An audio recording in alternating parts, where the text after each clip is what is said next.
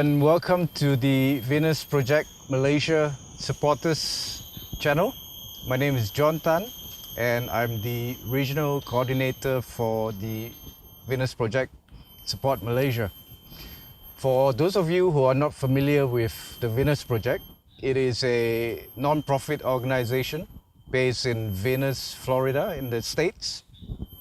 And TVP is a non-profit organization founded by renowned futurists Jack Fresco and Roxanne Meadow. The Venus Project currently has about 20 different regional coordinators in 20 different countries worldwide. And what the Venus Project actually proposed is a new socio-economic system called a resource-based economy. It is where scientific methodologies are applied directly onto the socio-economic system for the well-being of all people without exception and without ecological harm.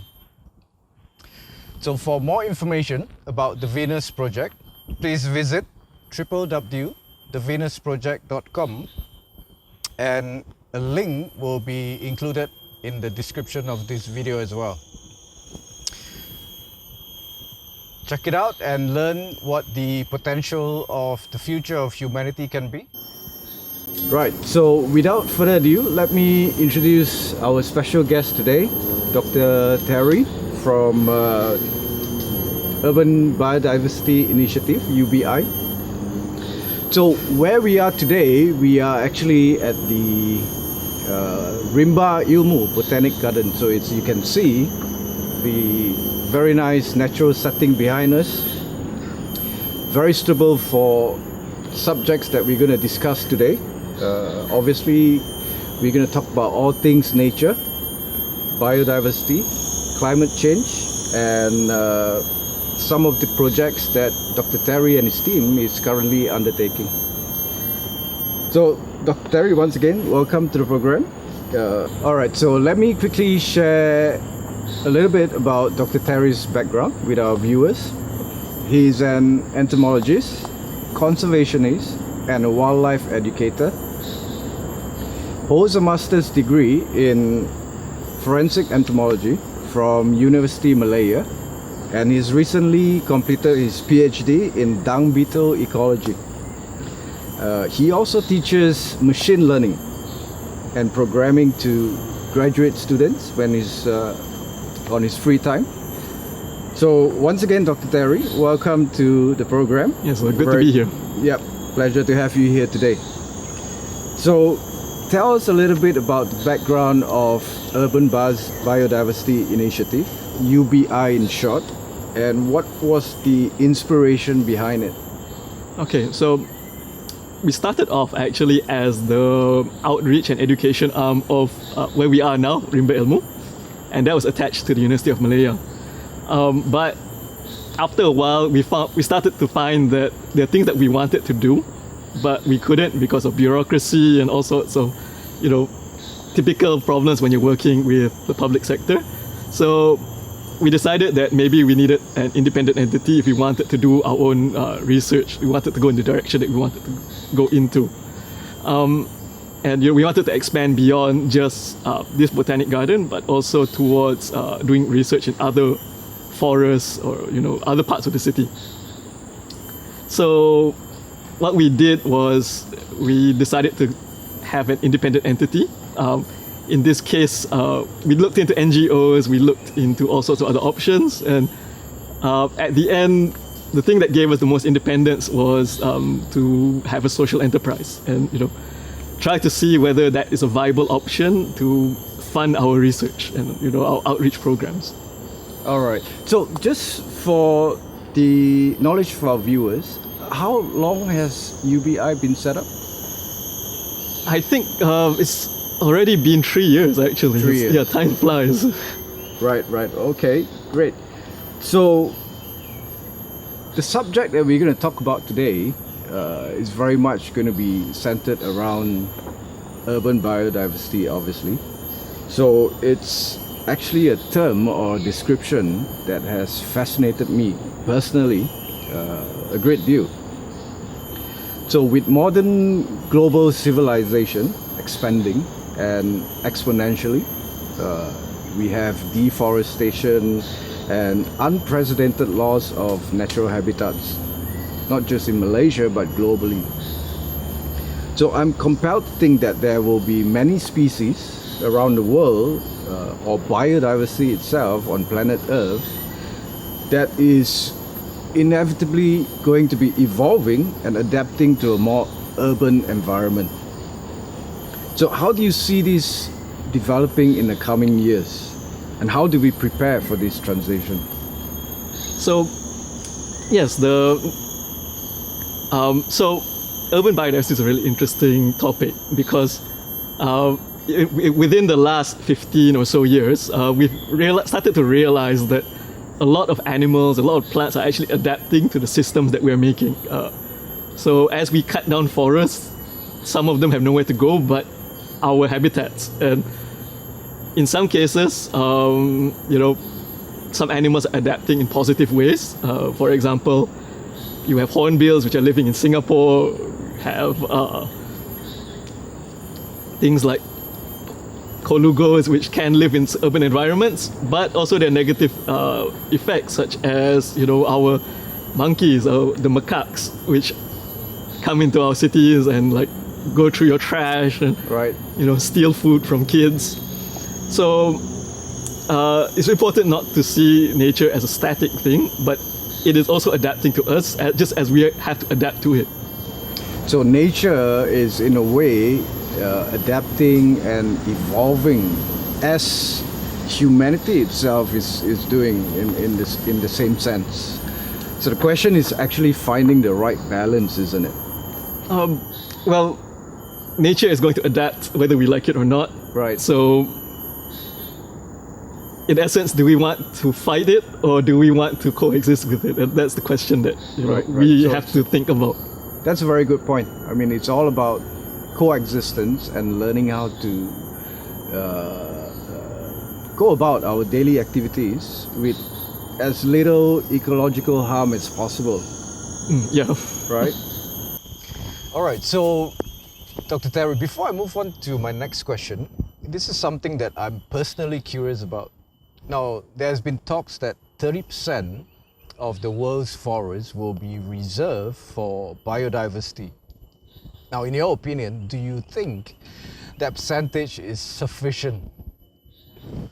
Well, obviously not. It's not enough. And there's also a lot of problems when we set this kind of target of like 30%, because when you just give just a number, like a percentage like that, it doesn't take into account a lot of factors. It doesn't take into account the connectivity. It doesn't take into account the shape of the forest. That is, for example, a rounder area obviously has less contact with the outside than a very straight strip, which would have a lot of contact and wouldn't be able to support as much animals. So when we set these kind of targets of like 30%, you're ignoring a lot of different factors. And setting a target such as 30% also, it can become like a perverse incentive. You're just looking at amount of ground cover. And that can be abused. Overlooking a lot of important and necessary support system for various ecosystems that thrives on those factors, right? And let's say you set a percentage. So I'll give you an example from Malaysia. So in Malaysia, we have this target for 55% forest cover. But the problem with that kind of target is that you also have to look in the details of it. You have a target of 55% forest cover, but what is a forest? What is considered within the category of forest? If you look at what we consider to be a forest, there's also this category called the ladang hutan, or the forest plantations. And these can be like rubber plantations, which is just monoculture, or like acacia plantations, where you just plant a single foreign species of tree, and it's still counted as green cover. So there always has to be caution when you set these kind of targets, because too much simplification can create perverse incentives. Yeah, and I suppose it will. There is a risk of maybe attracting certain invasive species if you have a habitat like that, which is quite, can I use the word artificial and not so natural?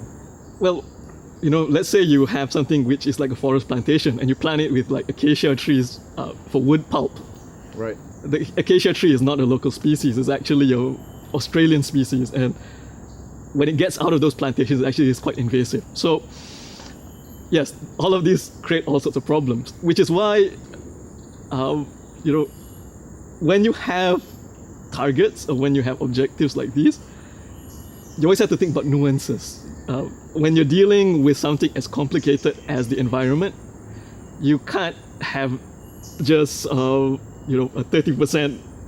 General figure. This is not a factory. Approach. You cannot have an industrial understanding of things. You really have to think about the whole system. Right. Okay. That's a good point.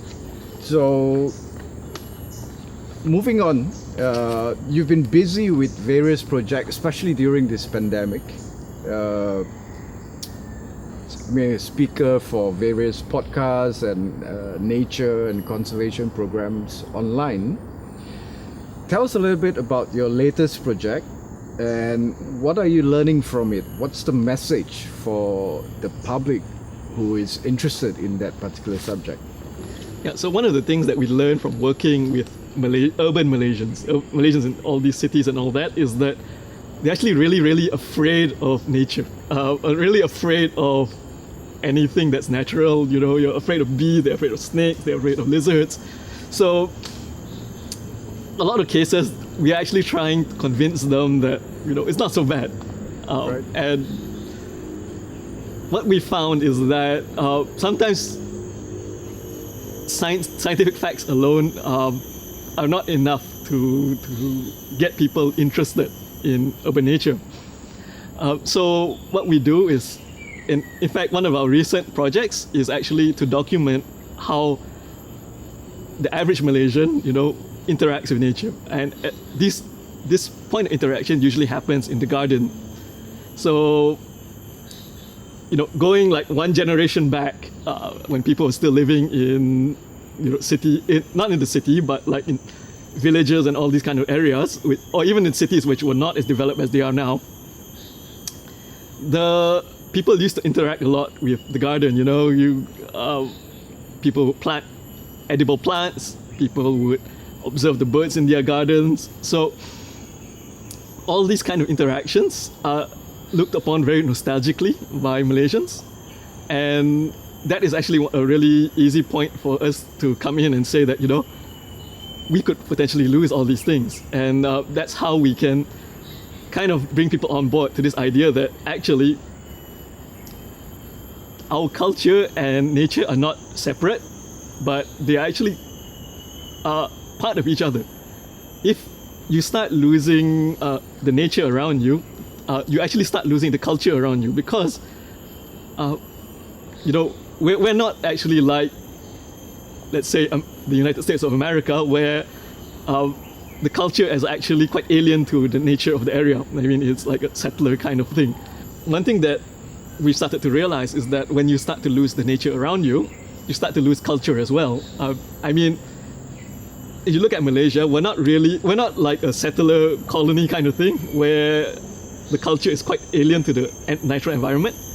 People within Malaysia, within Southeast Asia, have been co-evolving with their environment for thousands of years. We're very much part of the environment itself. So when you start to lose the natural environment, actually a part of you you lose a part of yourself as well. That's right. I think the culture is basically very much influenced by what the environment offers or represent. If you grow up in a small village in a jungle, the kind of games you play as compared to a city dweller is very much different. And if you grow up with that kind of activities, then it's very much your culture, isn't it? Yes, but so one of the things is that sometimes these traditions have not been passed down to the younger generation. And possibly because that environment is no longer there. Yeah, that's true. Yeah, Right? Yes, definitely. So, yeah, so it's kind of like a twofold thing. We have to like document these before the knowledge is lost, Right.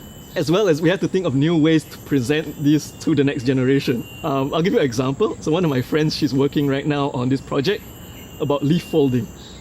So a traditional way of, for the Malay culture, one of the traditional ways of doing packaging is to fold leaves up. You know, you can very easily get leaves, they're a sustainable resource, and you can use that to package food. But Like, the techniques a to banana leaf Yes. or nasi lemak. yes, Right. yep. So the banana leaf is still kind of, some people still know it, but things which are more complicated, like the ketupat, Right. which really takes a lot of skill to fold, Wave it around. Yeah. Yep. that is actually being lost by the community. So, you know, you need to preserve the natural resources. For example, the leaves itself. And then you need to preserve the skills. And when you have both of those together, then actually that also preserves the nature. For example, the coconut tree is actually really, really good for pollinators. For pollinators. Yes. So whenever the coconut tree blooms, it always produces a lot of flowers. It's fantastic for insects, for a lot of different pollinator species. So you see how all of these are interconnected. And part of our current projects are to make these connections obvious. Because sometimes people don't really think about it. Right. Yeah. If you take it for granted simply because you don't spend enough time in nature and you don't get the opportunity to observe such smaller details or appreciate. You know, Yep. you don't have that opportunity to appreciate it in Yep. the first place. Right. Okay. So, talking about pollinators. Now, my next question is about biomimicry. So during my recent engagement with a lot of fellow nature enthusiasts and some of the TVP supporters that I connect with online, from Spain, for example, it's a very interesting subject that we often discuss about. So we know that animal mimicry or biomimicry is random. It's a random process of natural selection, and it's without intent, so to speak. So, but it is often a form of physiological and structural development that is favored by natural selection. So, such as stick insect mimicking a stick to hide away from predators, or ant mimicking spider to kind of fend off certain potential predators as well. So my question is this: during your time as a entomologist, what is the form of animal or insect mimicry that has fascinated you the most or impressed on you the most? So I think I think one of the most interesting examples of animal mimicry which I've seen before is actually within a species. So I study dung beetles, Right. and one thing about some species of dung beetles is that they will compete with each other by locking horns. Okay. So there is a competition between males. The males will have horns because they live in tunnels, okay? So in these nesting tunnels, usually the female is at the bottom, and then the male will guard the entrance. So males will often fight each other, and then the winner gets the access to the female. Right. So in this kind of competition, the male with the bigger horn wins, because the larger male, the stronger male wins. So, you know, that's your typical natural selection. Size matters. Yes, that's your typical natural selection thing. But there are also within that species, different forms of males. So you have the major males, which are like the really big ones with the most impressive horns. And you have what we call like the beta males, which they still have horns, but they're not as big as the alphas. And you have what we call the gamma males, which don't have horns at all. Right. So, in fact, physiologically, they look exactly, morphologically, they look exactly like the female. Okay, those without horns that Yes, look so like the female. they basically mimic the female of their own species. And to what purpose? So they have two strategies. The first strategy is that they just walk past the big horned male. Without being attacked. Yes. All right, that's great. So one is just a disguise strategy. So they will just walk past and then sneak mate with the female and run away. Okay, so they get access to the female Yes. simply by looking Yes. like a female. Yes. Right? Yes. So, okay, that's very interesting. Another thing is that because they don't have horns, they're actually better at digging. So they can dig holes faster. Right. So another strategy is that, let's say you got a tunnel and then the male is guarding the front of the tunnel. Since they're much better diggers, they can just dig around, access the female, sneak mate, and then run away. So they, in a way, that's favored by natural selection. Yes. So And they reproduce better. yes. With, So with better offspring. yes. So what you get is kind of like a game between. So the whole environment is like you have a game and you have cheaters to the game. Right. So it's kind of like a game theory Yes. scenario. Yeah. Yes. Right? So it's not just a zero-sum game, but there are also people who cheat. Animals that Yeah. cheat the game. So I read a book by Richard Dawkins, and it's called The Selfish Gene, right? And there was a phrase that I came across with reference to game theory, is that you scratch my back and I ride your back. So I found that very very kind of realistic about the natural world. But it's part and parcel of evolution and adaptation, and of course natural selection. Yeah. So sometimes it's not just survival of the fittest. Survival of the fittest can mean many things. It Right. can mean that you're better at digging and hiding or Right. disguising, or it can mean that you're better at fighting. So, as I said before, the natural world is really complicated. Yeah. It's very interesting. It's very interesting, of course. So at the Venus Project, we often promote the application of scientific methods onto socio-economic systems through a systems approach. So is there or has there been a system approach that you apply for a healthier and sustainable urban biodiversity? So, applying systems approaches to urban systems is incredibly difficult. Not because it can't be done, but it's because of the different people involved within the system. I'll give you an example for, let's say, flood problems. So very recently in Malaysia, climate crisis, huge floods, we lost billions in damages.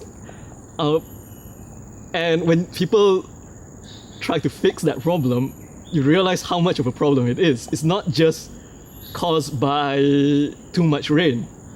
It's caused by insufficient drainage. But it's also caused by too much input. There's not enough areas for the water to settle before it rushes off into the river and floods somewhere downstream.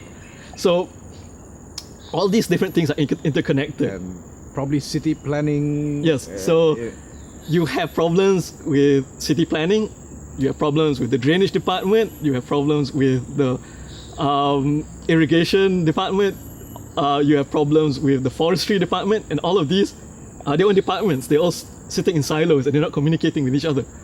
So when you have that, all these people just doing their own thing in their own place, they cannot solve this problem because this is it's a systems problem. Which is one of the reasons why the reaction was a bit slow this time around when we had the last major flooding in Klang, for example. Yeah, well, I guess they didn't really see it coming. So the meteorology department also didn't. And it's difficult to kind of coordinate and apply that systems approach if you have every department acting individually. Yes, well, looking back, I think that this is a problem with organization as well. When you start to organize people in bureaucracies and you put them in different departments, it leads to actually these kind of problems. So, sometimes the way that we organize society also is a problem, and that causes, it snowballs into these much larger issues that we have so much trouble trying to deal with. Yeah, yeah. So on a community level, for people who would like to, let's say, for example, I try to rewild my garden quite a bit.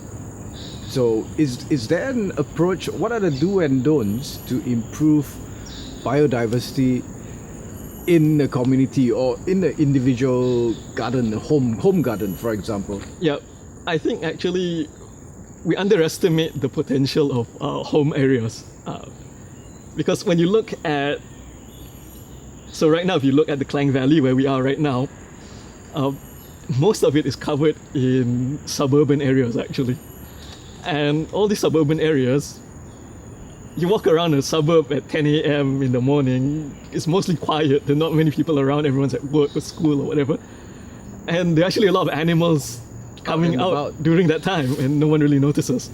So there's actually a lot of potential as a space that we can share with wildlife, without which, you know, it will never overlap with us because we have different active times. So in terms of like planting flowering plants, in terms of like creating microhabitats which are suitable, like your household pond and all these kind of things. So all of these can help to preserve part of that. Maybe not all of it, you know. There are some animals and some plants which can only be found in primary forests, but you know, you can save more than what we have right now. At least I think you'll be able to make up a certain percentage rather than not doing anything at all. Yes. Right? And you know, if you look around places like Subang Jaya where I stay, every housing community has a playground. And you know, there's a kind of a flower garden and they plant some vegetables. So those kind of space, could it be something to improve on for actually, biodiversity? So when we think about vegetable gardens, actually, if you plant a lot of native plants, like all our gingers, lengkuas, kantan, all these kind of things, they actually become very good wildlife habitats. They tend to attract a lot of different birds. You know, you got fruit trees and all this. It's good for pollinators, it's good for birds. So planting more native, planting things which you can only find in Malaysia, you know, put a mangosteen tree there or something. Right. Really helps with the biodiversity. Okay, so that's something I think it's pretty easy to do. Yeah, and people like it as well. I mean, suddenly you get access to fruit, you get access to herbs. And it's good for kind of bringing back the culture that you mentioned that might have been lost previously to the kids in the community, right? All right, so we have done some projects together, myself as a volunteer, and I've learned a lot from the project itself and what you have to teach, which I find it very fulfilling. But do you think that there has been sufficient effort by NGOs in Malaysia in promoting the understanding of urban biodiversity? I mean, similar to the kind of projects that we have been doing. So when you talk about urban biodiversity in Malaysia, it's very much it's an issue with a lot of variety to it. Okay, it's not just within the city areas, but it's also within forest patches. It's also within the rivers. So there are a lot of NGOs within. So I'll just be talking about the Klang Valley as for context. Okay, let's say Klang Valley. Yep. Let's say Klang Valley. So like in terms of forests, there are a lot of NGOs which are trying to protect forest patches. There have been some successful actions. For example, Kota Damansara Community Forest. Friends of Bukit Kiara managed to gazette the Bukit Kiara Community Forest. Quite recently, in the South Kuala Langat Forest Reserve, also Community Action managed to re-gazette the forest. So there has been a lot of community organizations which have been able to push for protecting urban forests within the Klang Valley. Is it enough? Definitely, it would be better if, like, we had a bit more support. But I think with the resources available to them, they've done quite a good job so far. In terms of like rivers, there are many like river care organizations which they kind of like adopt parts of the river and try to regreen it, plant it with some plants, do activities. I've come across one of them called Eco Warriors. Yes, yeah, there are many. They kind of like clean up rivers and try to bring it back to a more habitable state. Yep. So a lot of cases, really it's about getting the community organized, and once you get the community organized, things can happen. But it's really about gaining that momentum, gaining that organization required to protect what we have. So that's one part of it. Another part is that in terms of like urban biodiversity, in terms of like thinking about the urban environment as a place for nature, that's actually a really new concept. It only comes about really around like the last 15 or so years in Malaysia. Because prior to this, a lot of our nature NGOs are trying to protect the forest, because that's where all the biodiversity is. And they've done quite good jobs as well. But that's where their focus has always been. And so this is kind of like a new niche. And that's actually why I'm doing the work that I'm doing right now. It's because it's a new niche, and we kind of have to understand the problem, and we have to come up with new solutions for this new area. Yeah, I think you're right, and it's very much something that we are going to face. More cities will be developing, the population will be increasing, so I don't think there's any way to kind of avoid this kind of coexistence, and the only way for people like myself to kind of do our part for nature is to actually play a role in creating a little bit of space here and there for biodiversity to thrive. Yeah, well, in many ways actually, urban biodiversity is also about self-preservation. Right. For example, I'll give you that recent big flood that we had in KL. If we protect green areas and forests, that acts as a sponge and keeps the water from coming in and like destroying our homes. So it's not landslide. Yeah, it's not just about we're doing it for fun. I mean, this is like we're trying to make our lives safer. Yeah. We got the climate crisis coming in, and we need to take actions which will protect us against adverse effects of climate. So you've been a scientist for many years, often working in the natural environment, studying and researching insects, plants, ecosystem. How much of an impact has climate change had on your field of work in the last decade? Well, we are already in the climate crisis now. It's no point in denying that. Even very, very recently, I think we really had to come to terms with all these climate disasters which are going on around us. We had massive floods in the last December. Then there was another massive flood just a few weeks ago. Yep. It's happening right much before more, our eyes. yes, much more regularly and much higher intensities now. And a lot of the solutions proposed are still business as usual. So yeah, we see it happening at scales which we thought we would have to face in like 10 years from now. But it's happening right now, and it's really catching us totally off guard.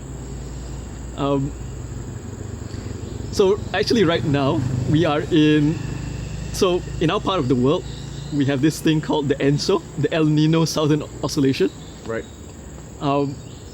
So that basically we shift between two things. One is the El Nino, and then one is the La Nina. So during the El Nino in Malaysia, you get really, really hot, dry weather. During the La Nina phase, you get very wet weather. We're currently in the La Nina phase where we're It's getting, supposed to be. you get a lot more rainfall than usual, and that's causing all sorts of floods and all sorts of problems with us. Actually, what I actually fear is when it shifts back to the El Nino phase, and we'll get really, really dry weather. And at that point, you would have to look at irrigation for food. A lot of forests might start burning because it'll be too hot and dry. So all of these things really can happen within the next 5 or 6 years. So, you really have to be careful. Yeah, so we can see that in terms of wildfires happening across Australia, US, South America, which is, not just devastating for humans, but is just destroying more and more natural habitats on its way. Yeah, and we have to be really, really careful about the rainforest as well, because the rainforest actually acts as a buffer to a lot of these climate problems. When it rains, the rainforest stores water within the roots of the system, and it slowly releases it. You can actually see it happening here in this forest patch. When it's too hot, the rainforest will actually release water, can create clouds, and that can actually cool down the surrounding environment too. So the living forest acts as a buffer to a lot of things. And as we cut down forests, we are reducing that size of forest. And if we cut down too much, we go below a certain point, we might actually irreversibly affect our own climate. As in the water cycle, for example, yes. Right? So that is a danger that is happening right now, and in spite of all this climate crisis, we still are deforesting in fact, the rate of deforestation seems to be going up. People are getting more desperate to make as much money as possible from the forest itself. So we have a lot of problems. Well, I guess there are different things that we have to get our act right. Overpopulation, city planning, how we consume our food, how we cultivate our food, what kind of fertilizer we use. So there's so many different aspects to it, which we often think about as something organic, right? That you have to kind of live with, but it's driven by our values. So sometimes it's a question of values that drives us to behave in a certain way, especially in big cities as compared to smaller villages, the kind of lifestyle that we want to maintain and raise our children with. So misinformation, for example, is something that you see during the pandemic, and there's still, strangely enough, people who denies the reality of climate change. Yeah, it's really a big problem. It has been a problem for the last 20 or so years. One thing that actually, if you look at climate change denial from like the early 2000s until our current year, you can see actually a shift between the denial. At early 2000, the people are still denying that the climate was changing. If you look at it now, climate change denial is either they are talking about, yes, the climate is changing, but it's all natural, there's nothing you can do about it. There's no point in changing your lifestyle. So there's no human there's no human element. influence or element in it. Or there's the other side where there's these conspiracy theorists who say it's a American weather weapon that they're using against the world. Right. Yeah, I mean those mists in the sky. Yeah. So it's all sorts of crazy stuff. And I've heard about things like, we're going through a mini ice age. Yeah. And so that's one area that we have to kind of filter out information. But one of the things which scientists have learned over the age, at the start there was this idea that if we could get the science right, if we could get all our facts right, we would convince people that climate change was real. And scientists did that. They did a lot of very rigorous research and they produced a lot of findings, but people didn't care. So facts are not enough. Yes, facts are not enough. You know, something that scientists have had, that bitter pill that scientists have had to learn is that it's more than facts. You also have to be able to communicate these facts. This has led to the field of science communication. Right. Yeah, and so we have to understand that sometimes facts are not enough. You also have to be able to find the right way to present it. Yeah, you have to be able to communicate those facts properly and to it the has to be public. acceptable. Yes. All right. So in Malaysia, or in fact now globally, we live in an increasingly multicultural and multifaceted society. There's also a new dimension coming in, which is the metaverse. So, what are your thoughts on the importance of science as a transcending or universal language in promoting our relationship with each other? And not just that, with our natural world as well. So, in terms of our relationship with science, we have to understand that scientific method is very important. This kind of skepticism, this kind of need to have empirical proof before you make a decision is very important. You know, not to just do whatever you want based on what you think rather than what's actually out there. So there is a real need for fact-based decision making. And in fact, when you look at a lot of economic policy, well, not really economic policy itself, but if you depend on like a market, there is a lot of irrational decision. Speculation. Yeah, speculation. You got all sorts of things which are just like panic reactions and stuff like that, which in the long run are really a not sustainable way to distribute your resources. However, you also have to be careful with science. You know, for example, our modern economic systems has the dressings of science. They have their own hypotheses, they have their own theories, they have their own models, they do a lot of mathematics, but it's kind of ideology dressed up as scientific method sometimes. So you also have to be very careful about that. Another thing that a lot of scientists, especially conservationists, are realizing right now is that prior to this, we've been very reductionist in our scientific beliefs. So what we've done is we've tried to isolate problems and understand that problem and then find an approach to it. Whereas the reality of it is that, you know, when you're dealing with a conservation issue, you're dealing with society, you're dealing with governments, you're dealing with all sorts of other things. You can't solve problems just by reducing them to their component problems and solving each one at one time. Okay, so yeah, we can't reduce problems to simple problems and then solve them one at a time. It's all too complicated. We really need to, as you said, have a more systems approach to look at both the bigger picture and the small, and that data that we're getting from the smaller components too. So if you look at the cutting edge right now of conservation science, people are already starting to realize that it's not just about isolating patches of forests and, you know, creating national parks. It's engaging the whole of society. And if you don't do that, you can't solve these what we call wicked problems. You know, they really don't have a clear solution.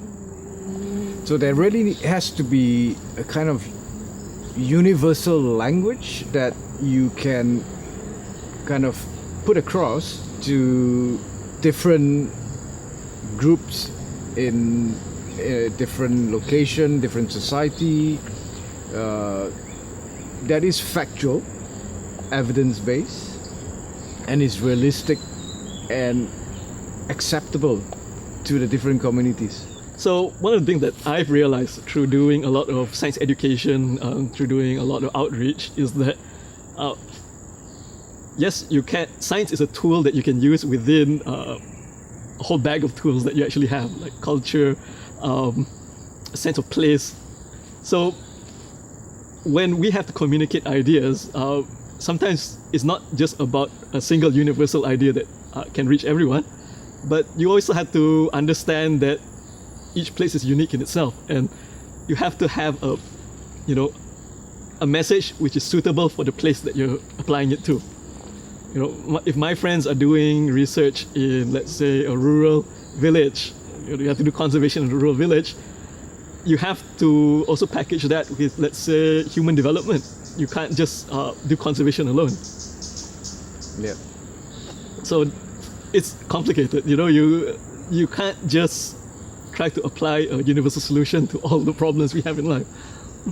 But it does kind of point you to a direction, isn't it? I mean, if you're talking about a better future, and in terms of the well-being of the planet, humanity, getting such a message across using a universal language like science, it's essential, so to speak.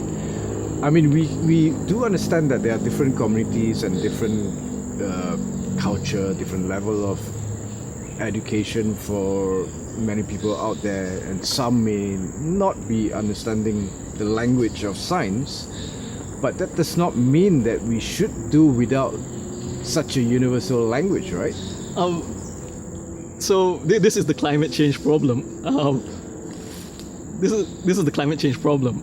What we have found as we try to communicate the science is that not everyone listens to the science. Okay. And I wish that people would listen to the facts, but a reality that has come up is that there's just so much misinformation out there, and a lot of people are really good at misinformation. Right. That sometimes, even with science, information can be distorted. yes, in fact, some people, there is, like, in this world, there is a very big and powerful anti-science lobby as well. So, science, even though it does have a lot of advantages, a lot of useful uses, it does have problems as well in terms of people who are actively against it. In fact, you look at COVID, a lot of the science has been ignored because it's just not convenient for people. So, yeah, I guess we still have a long way to go. Humanity has a big challenge ahead of us, but I'm hopeful with people like yourself that spearheading this better understanding of nature, biodiversity in Malaysia, and again, it was very fulfilling for me to be able to participate in some of your projects. Well, then that wraps up our interview for today. It was a real pleasure to have you here with us, Dr. Thary. Yep. And for those of you who would like to check out Dr. Thary's work with Urban Biodiversity Initiative, please visit www.ubi-my.com. That's www.ubi-my.com. Well, thank you very much for being with us today, and see you next time.